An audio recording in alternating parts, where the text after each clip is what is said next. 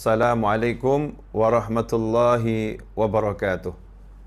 Sahabatku dimanapun antum berada, alhamdulillah pada sore hari ini kita bisa bersama-sama mengikuti kembali ngaos ngaji online sore bersama saya Naufal Al-Idrus dari Majlis Ar-Raudhah Solo. Mudah-mudahan pertemuan kita ini diberkati oleh Allah Subhanahu wa taala sehingga membawa manfaat yang besar untuk kehidupan dunia dan akhirah kita. Amin Allahumma amin.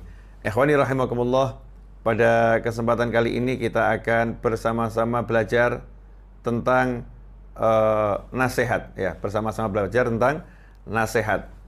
Nasihat itu adalah salah satu jalan untuk memberi atau menyebarluaskan kebaikan kepada orang lain. Nasihat dari kata aslinya itu ketulusan, sesuatu yang tulus, sesuatu yang bersih, sesuatu yang suci. Maka nasihat akan menjadi sebuah nasihat kalau memang muncul dari hati yang bersih, hati yang tidak ada kesombongan, hati yang tidak ada niatan untuk menggurui, ya, hati yang tidak ada niatan untuk merendahkan, tetapi muncul dari hati yang betul-betul ingin memberikan suatu kebaikan dan menyebarluaskan kebaikan kepada orang lain. Nah, itu baru dikatakan nasihat. Kalimat yang baik, tapi kalau hatinya itu akan untuk menyombongkan diri, maka itu bukan nasihat, maka itu bisa menjadi sebuah cacian, ya, bisa menjadi sebuah makian. Karena itulah kita harus melihat saat kita berbicara, menyampaikan kebaikan, wa ma 'alaika illal balagh, di mana kita ditugaskan oleh Allah Ta'ala melalui Nabi Muhammad SAW. Kita diperintahkan oleh Rasulullah SAW, ballighu anni walau ayah, sebagaimana Allah katakan pada Nabi Muhammad SAW, wa ma 'alaika illal balagh, tugasmu adalah menyampaikan. Itulah tugas Nabi Muhammad SAW. Rasul pun menyampaikan kepada kita umatnya, ballighu anni walau ayah, sampaikan dariku meskipun hanya satu ayat, ya, meskipun hanya satu ayat. Nah, tugas menyampaikan yang diberikan oleh Nabi Muhammad SAW kepada kita semua umatnya hendaknya disampaikan dengan hati yang betul-betul tidak ada iri, tidak ada dengki, hati yang tidak ada sikap ingin menggurui atau merendahkan orang lain. Menyampaikan, ya, hanya menyampaikan. Kalau kita sudah sampaikan dengan cara yang demikian kebaikan tersebut, maka kita sudah masuk dalam kelompok orang-orang yang menjalankan amanatnya Nabi Muhammad sallallahu alaihi wasallam, perintahnya Rasulullah sallallahu alaihi wasallam. Nah, seringkali tanpa kita sadari saat kita ini menyampaikan kebaikan, menyampaikan kebenaran, hati kita ada perasaan kita lebih alim, lebih berilmu, lebih baik, ya.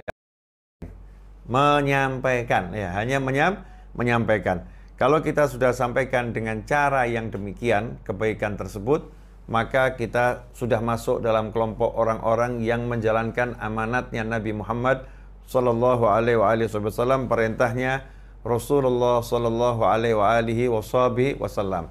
Nah, seringkali tanpa kita sadari saat kita ini menyampaikan kebaikan, menyampaikan kebenaran, hati kita ada perasaan kita lebih alim, lebih berilmu, lebih baik, ya, yang lawan bicara kita lebih hina, lebih rendah, lebih banyak maksiatnya, sehingga nasihat itu tidak akan masuk ke dalam hati.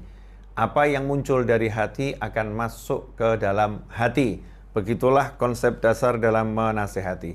Nah, selain itu, bagi kita yang menerima nasihat, seringkali kita juga salah sikap dalam menerima nasihat. Kita harus menerima dengan hati yang bersih, sama seperti pemberinya. Ya, itu kalau ibaratnya kita mau koneksi dua perangkat, kalau jaringannya berbeda maka perangkatnya tidak akan terkoneksi. Kalau wifi-nya nggak sama, perangkatnya tidak akan terkoneksi. Maka begitu pula nasihat. Kalau hati yang memberi tulus, kemudian yang diberi ini juga tidak tulus menerima, maka nasihat itu juga akan sulit masuk ke dalam hati sang penerima. Karena itu bagi kita yang menerima nasihat, kita harus menerima dengan hati yang tulus, hati yang penuh dengan prasangka baik. Nah, yang sering terjadi begini, misal nih ya, ada orang nasehatin saya, Ustadz, Ustadz itu kalau habis isya jangan lupa kerjakan tuh sholat ba'diyah isya, pahalanya besar. Sementara saya tahu yang memberi nasihat adalah orang yang tidak sholat. Yang beri nasihat adalah orang yang tidak sholat. Nah kalau sampai saya bersikap menolak nasihat tadi dengan alasan, oh kamu aja sholat, tidak kok nasihatin saya. Kalau kalimat saya seperti itu dan sikap saya seperti itu, maka ini adalah kesombongan yang nyata. Itulah yang betul-betul disebut kesombongan. Ya, seharusnya kita tidak melihat posisi dan kondisi pemberi nasihat, tetapi kita melihat benarkah nasihat itu. Jika nasihatnya benar, lantas kita lihat apakah kita sudah memiliki kebenaran itu, apakah kita sudah melakukannya, apakah kita sudah mengerjakan kebaikan tersebut. Kalau sudah, kita bersyukur dan kita terima kasih kepada pemberi nasihat. Kalau belum, maka kita pun segera pasang niat untuk mengamalkannya dan kita ucapkan terima kasih kepada pemberi nasihat.